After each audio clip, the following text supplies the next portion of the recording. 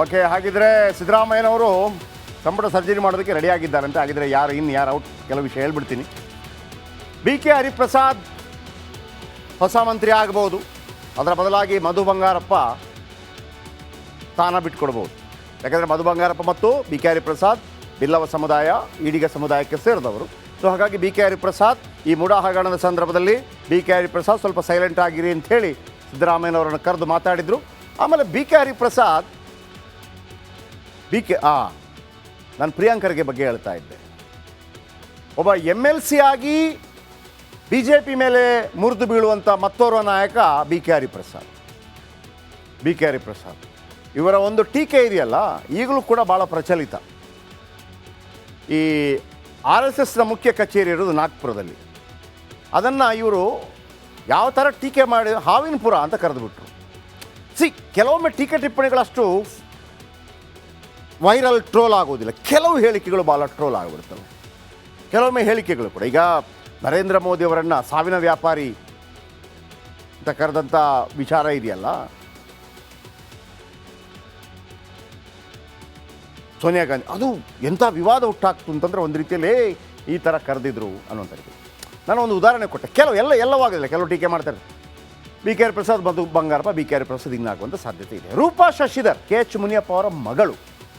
KH Muniyappa is okay. KH Muniyappa ಅವರು ಹೆಂಗಿದ್ದಾರೆ ಅಂತಂದರೆ, ಅವರು ಕೇಂದ್ರದಲ್ಲಿ ಕೂಡ ಮಂತ್ರಿಯಾಗಿ ಕೆಲಸ ಮಾಡಿದಂಥವರು, MP ಆದಂಥವರು, ಕೋಲಾರದಲ್ಲಿ ಹಿಡಿತಾ ಇದೆ.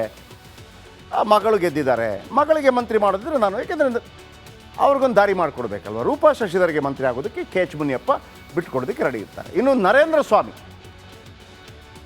ಸ್ವಾಮಿ ಮಳವಳ್ಳಿಯ MLA, ಆಮೇಲೆ the senior most in Mandya, ಆಮೇಲೆ ಅರ್ಹ ವ್ಯಕ್ತಿ, ಸಿದ್ದರಾಮಯ್ಯನವರ ಪರಮಾಪ್ತ, 2008ರಲ್ಲಿ ಪಕ್ಷೇತರವಾಗಿ ಗೆದ್ದು ಬರ್ತಾರೆ.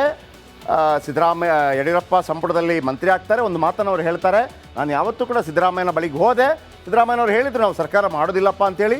ನಾನೇನು ಮಾಡ್ಬೇಕು ಸರ್ ಅಂತ ಕೇಳಿದೆ. ನಿಮ್ಮ ನಿರ್ಧಾರ ನಿಮಗೆ ಬಿಟ್ಟಿದೆ, ಏನು ಬೇಕಿದ್ರು ಮಾಡ್ಕೊಳ್ಳಿ ಅಂತಂದರು. ನಾನು ಹೋಗಿ BJP ಜೊತೆ ಅಂದರೆ ಪಕ್ಷೇತರನಾಗಿದ್ದೆ, ಮಂತ್ರಿ ಆದೆ ಅಂತೇಳಿ. ಆಮೇಲೆ ಪಕ್ಷದ ಪರವಾಗಿ ಏನೇ ಬಂದರೂ ಕೂಡ ಈವನ್ ಕುಮಾರಸ್ವಾಮಿ ವಿರುದ್ಧ ಕೆಂಡಾಮಂಡಲಾಗಿ ಬೈದುಬಿಟ್ರು ಅವರು, ಕುಮಾರಸ್ವಾಮಿ ವಿರುದ್ಧ. ಓಕೆ, ಸೊ ಹಾಗಾಗಿ ಅವ್ರಿಗೊಂದು ಭೈರತಿ ಸುರೇಶ್ ಇಲ್ಲಿ ಮಿಸ್ ಮಾಡ್ಕೋಬೋದು. ಭೈರತಿ ಸುರೇಶ್ ಸಿದ್ದರಾಮಯ್ಯನವರ ಆಪ್ತ ಆ್ಯಂಡ್ ಕುರುಬ ಸಮುದಾಯದವರು ಕೂಡ. ಬಟ್ ಈ ಮೂಡಾ ವಿಚಾರದಲ್ಲಿ ಕರೆಕ್ಟಾಗಿ ಮೇಂಟೈನ್ ಮಾಡಿಲ್ಲ ಅನ್ನೋ ವಿಚಾರದಲ್ಲಿ ಸ್ವಲ್ಪ ಹಿನ್ನಡೆ ಆಗ್ಬೋದು. ಭೈರತಿ ಸುರೇಶ್ ಹೋಗೋದ್ರಲ್ಲಿ ತೊಂದರೆ ಆಗೋದಿಲ್ಲ. ಲಕ್ಷ್ಮಣ್ ಸವದಿ ಬದಲಿಗೆ ಲಕ್ಷ್ಮೀ ಹೆಬ್ಬಾಳ್ಕರ್ ಪಟ್ಟ ಬಿಟ್ಟುಬಿಡ್ತಾರಾ? ಇದು ಸ್ವಲ್ಪ ಡೌಟ್ ಇದೆ ನನಗೆ. ಆದರೆ ಲಕ್ಷ್ಮಣ್ ಸವದಿ ಅವರಿಗೆ ಪಟ್ಟ ಕೊಡದೇ ಇದ್ದರೆ, ಮಂತ್ರಿ ಸ್ಥಾನ ಕೊಡದೇ, ಮುಂದಿನ ದಿನಗಳಲ್ಲಿ ಅವರು ಖಂಡಿತವಾಗ್ಲೂ BJPಗೆ ವಾಪಸ್ ಹೋಗ್ತಾರೆ.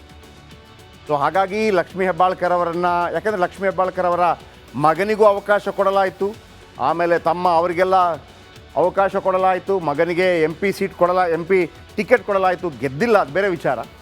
ಸೊ ಹಾಗಾಗಿ ಅವಕಾಶ ಕೊಟ್ಟಿದ್ದೀವಿ, ಈಗೊಂದು ಅವಕಾಶ ಕೊಡಿ ಅಂತ ಕೇಳ್ಬೋದು, ಗೊತ್ತಿಲ್ಲ. ಇನ್ನು ವಿಜಯಾನಂದ್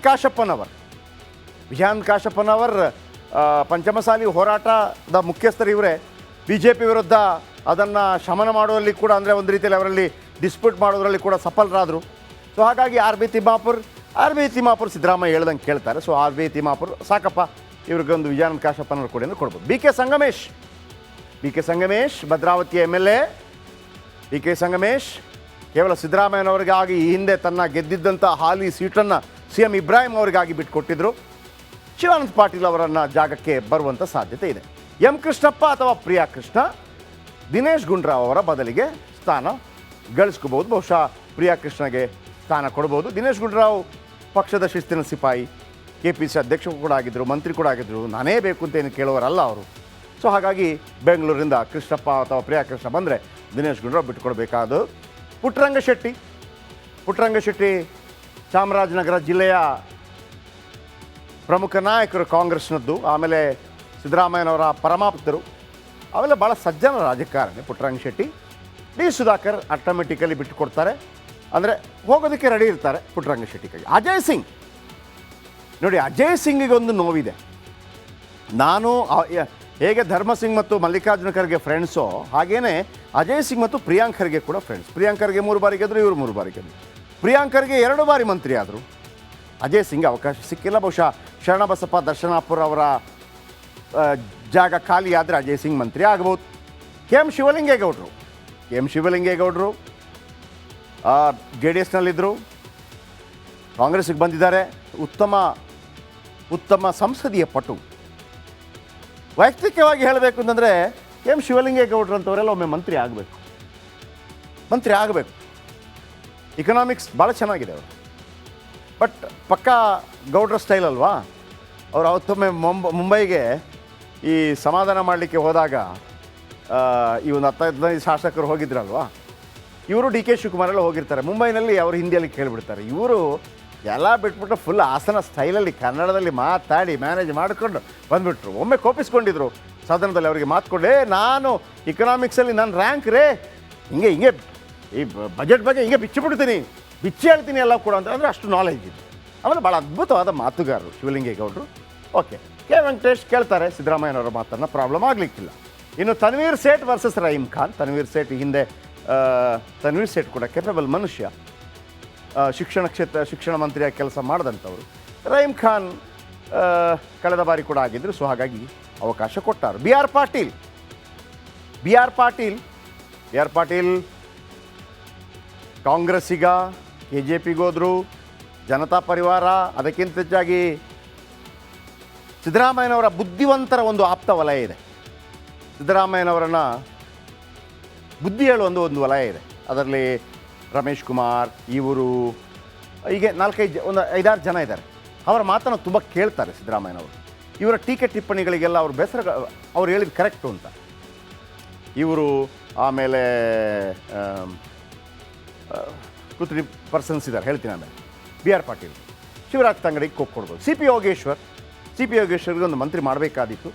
NS ಬೋಸರಾಜು ಅವರ ಮಂತ್ರಿಗಿರಿಯಿಂದ ಸಿ ಪಿ ಯೋಗೇಶ್ವರ್ಗೆ ಮಂತ್ರಿಗಿರಿ ಸಿಗ್ಬೋದು.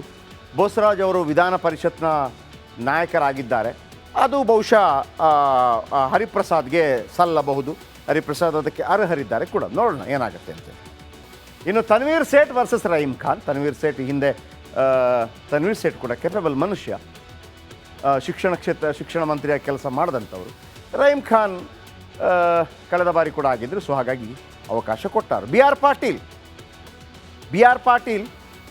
ಪಾಟೀಲ್ ಕಾಂಗ್ರೆಸ್ಸಿಗ, KJPಗೋದ್ರು, ಜನತಾ ಪರಿವಾರ, ಅದಕ್ಕಿಂತ ಹೆಚ್ಚಾಗಿ ಸಿದ್ದರಾಮಯ್ಯನವರ ಬುದ್ಧಿವಂತರ ಒಂದು ಆಪ್ತ ವಲಯ ಇದೆ. ಸಿದ್ದರಾಮಯ್ಯನವರನ್ನು ಬುದ್ಧಿ ಹೇಳುವ ಒಂದು ವಲಯ ಇದೆ. ಅದರಲ್ಲಿ ರಮೇಶ್ ಕುಮಾರ್, ಇವರು, ಹೀಗೆ 5-6 ಜನ ಇದ್ದಾರೆ. ಅವರ ಮಾತನ್ನು ತುಂಬ ಕೇಳ್ತಾರೆ ಸಿದ್ದರಾಮಯ್ಯನವರು. ಇವರ ಟೀಕೆ ಟಿಪ್ಪಣಿಗಳಿಗೆಲ್ಲ ಅವ್ರ ಬೇಸರ, ಅವ್ರು ಹೇಳಿದ್ದು ಕರೆಕ್ಟು ಅಂತ. ಇವರು ಆಮೇಲೆ 2-3 ಪರ್ಸನ್ಸ್ ಇದ್ದಾರೆ, ಹೇಳ್ತೀನಿ ಆಮೇಲೆ. ಬಿ ಆರ್ ಪಾಟೀಲ್, ಶಿವರಾಜ್ ತಂಗಡಿಗೆ ಕೊಡ್ಬೋದು. ಸಿ ಪಿ ಯೋಗೇಶ್ವರ್ಗೆ ಒಂದು ಮಂತ್ರಿ ಮಾಡಬೇಕಾದಿತ್ತು. NS ಬೋಸರಾಜು ಅವರ ಮಂತ್ರಿಗಿರಿಯಿಂದ ಸಿ ಪಿ ಯೋಗೇಶ್ವರ್ಗೆ ಮಂತ್ರಿಗಿರಿ ಸಿಗ್ಬೋದು. ಬೋಸರಾಜ್ ಅವರು ವಿಧಾನ ಪರಿಷತ್ನ ನಾಯಕರಾಗಿದ್ದಾರೆ. ಅದು ಬಹುಶಃ ಹರಿಪ್ರಸಾದ್ಗೆ ಸಲ್ಲಬಹುದು. ಹರಿಪ್ರಸಾದ್ ಅದಕ್ಕೆ ಅರ್ಹರಿದ್ದಾರೆ ಕೂಡ. ನೋಡೋಣ ಏನಾಗುತ್ತೆ ಅಂತೇಳಿ.